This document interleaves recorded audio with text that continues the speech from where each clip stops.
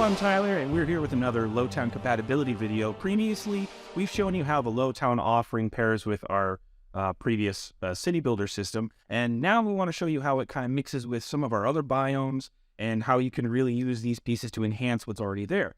So let's check it out.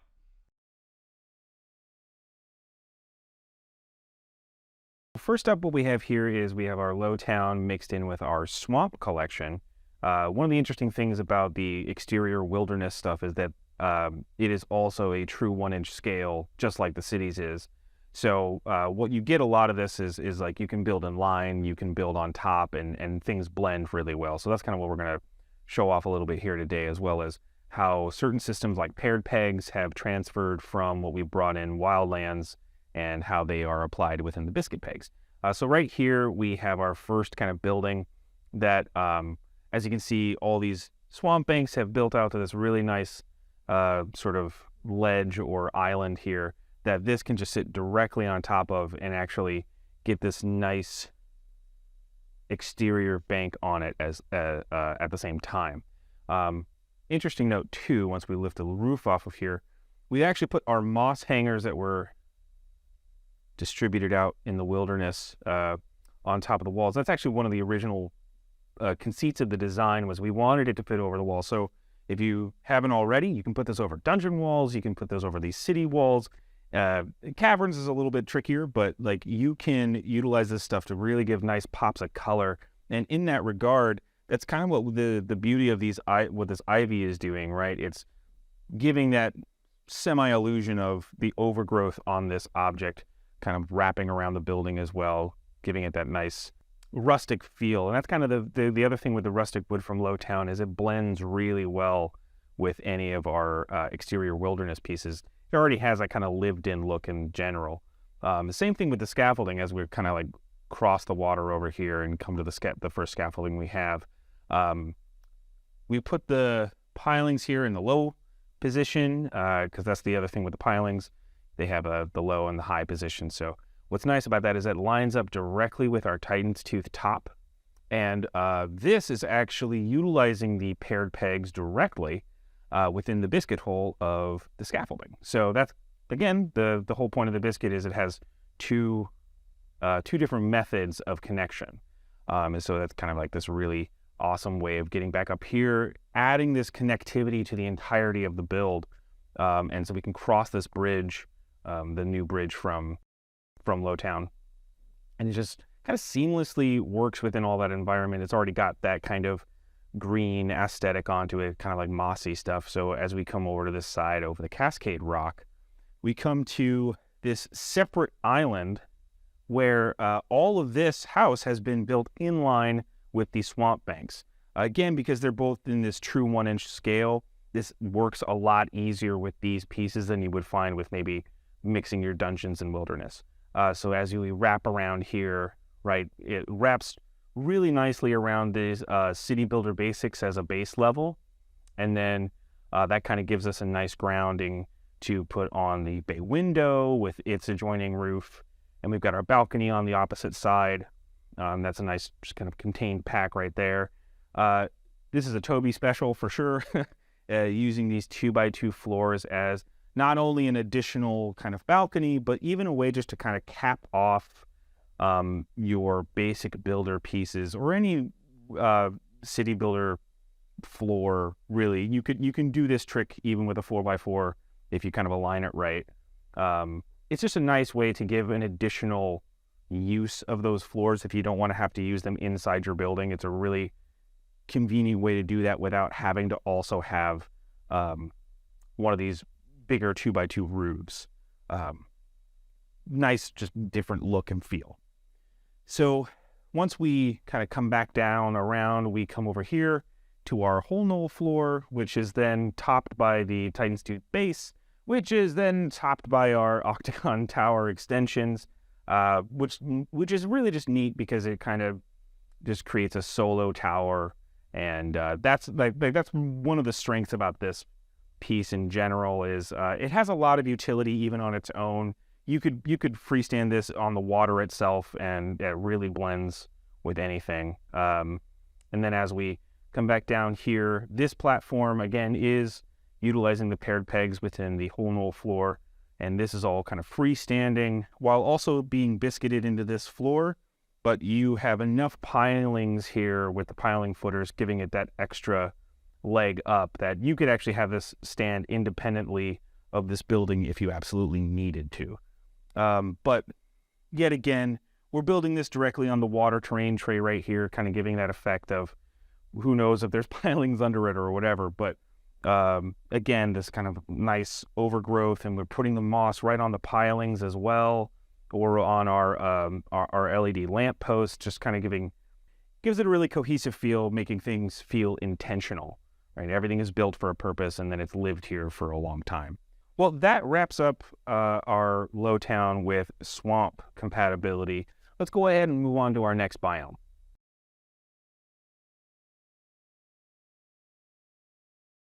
So up next, we have the urban elevation and scaffolding mixing in with the sewers from the original city builder system.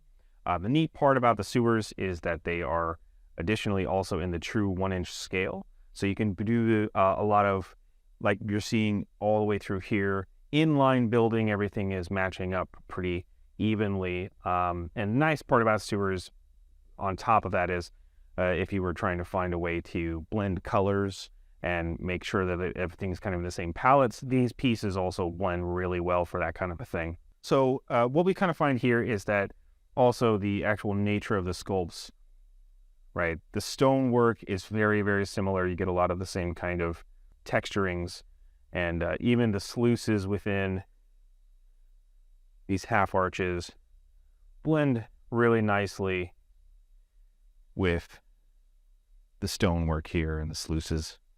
And so we can kind of work within the actual sluice lines. What's really cool too is the urban elevation gives us a really neat variation on ramps and different kind of actual heights that you don't get in the traditional sewer line. So utilizing this ramp, you can give an extra little effect here of a sloped sewer line. As we kind of move over here, again, we're biscuiting our scaffold platforms together with our new urban elevation pieces, kind of give it this free hanging, freestanding little bridge there. And that's something that you can kind of take into a lot of different builds too. Something that could easily blend really well with dungeons or caverns. Again, the big thing there is that they won't necessarily fit exactly in line, but it'll be very, very slight difference there. And scaffolding also has the advantage of working on top or working independently. So that's kind of the other thing that we see here as we get up into this vertical area, this the Z-axis part of the build. Additionally, what we have right here, which is really neat, is different ways to use the railings, right? We can put a railing right on this 4-inch platform on one side, but we can also place this 4-inch railing in between a 4-inch and a 2-inch platform.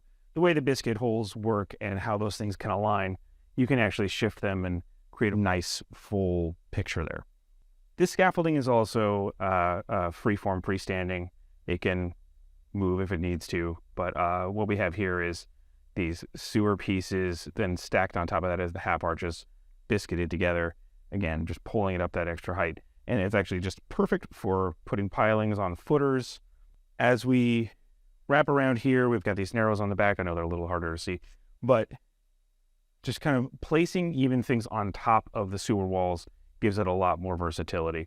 One last thing too is that once these actually have their anchor magnets, they end up allowing for additional sides of your build, extra elevation, right? You can utilize this urban elevation even just as risers or stilts. Kind of the neat thing about them. And they'll usually, design-wise, they'll remain consistent.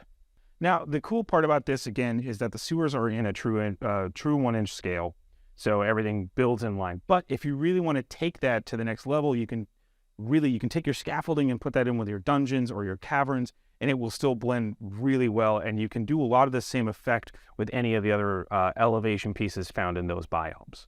That sort of wraps us up here in the sewer build. Why don't we go ahead and move on to our next one?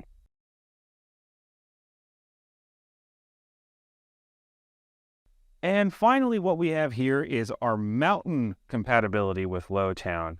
So this is a larger build. This is a 2-foot by 2-foot build utilizing the battle boards, the mountain battle boards we had from Wildlands.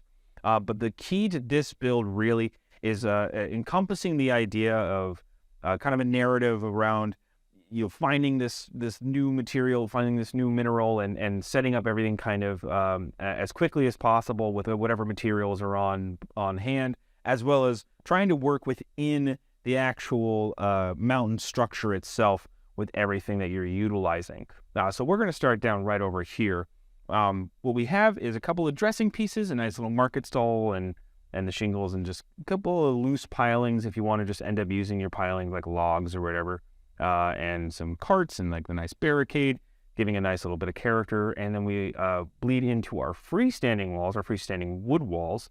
The best part about these things, right, they magnetically connect to each other, and they also have a magnet on the bottom. They have an anchor magnet to help get to the actual battle board itself. So very, very helpful to interlink together as well as just lay securely once it's in the final production.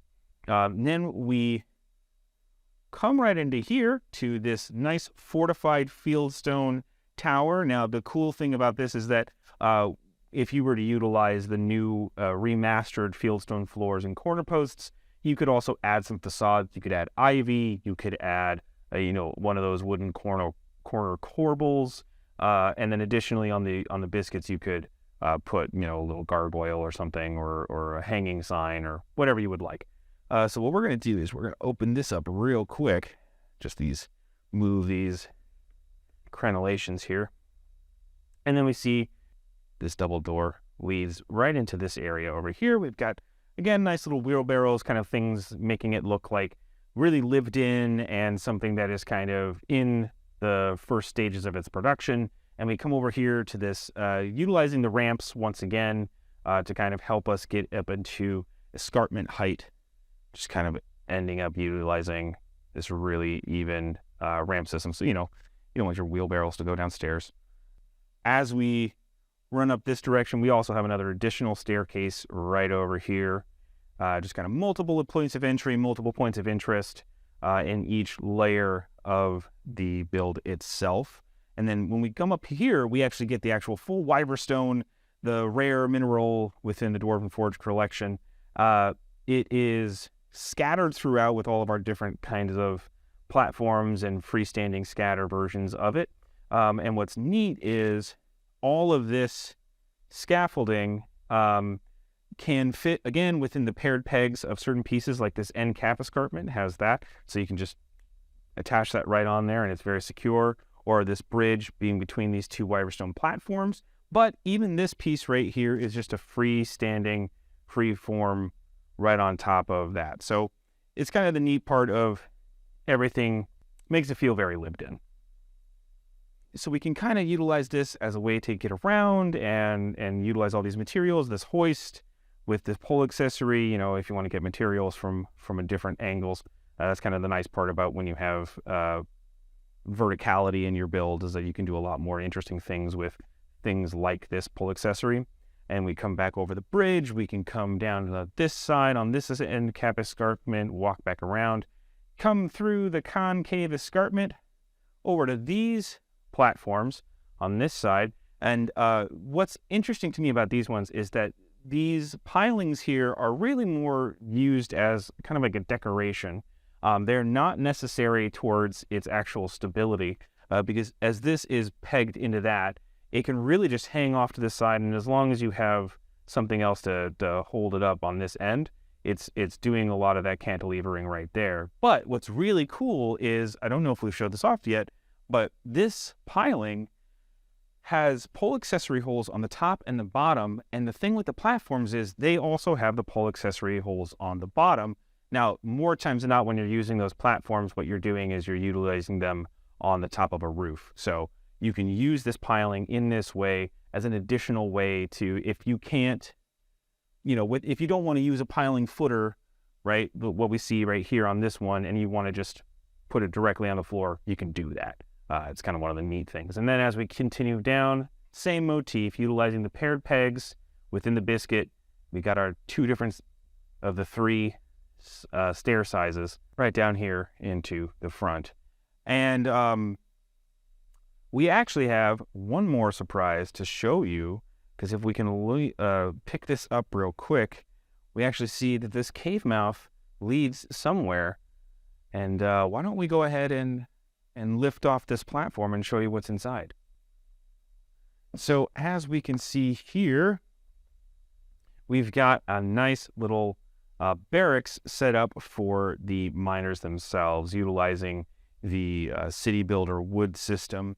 There's some ramshackle walls here again, just trying to give the motif of anything they could cobble together, anything they had on hand once they found this stuff. This is just a very quick setup, but we've got some of our freestanding curtains, our tables, a couple of our new tavern beds. A stair platform is also helpful for the actual 8x8 floor that was sitting on a terrain tray. Kind of gives it that extra boast right in the middle there, that like even conceptually would be a great support beam, but also when you're building these things and you're stacking them like that, it's a really good note to try to make sure that you have as much support in between layers as possible.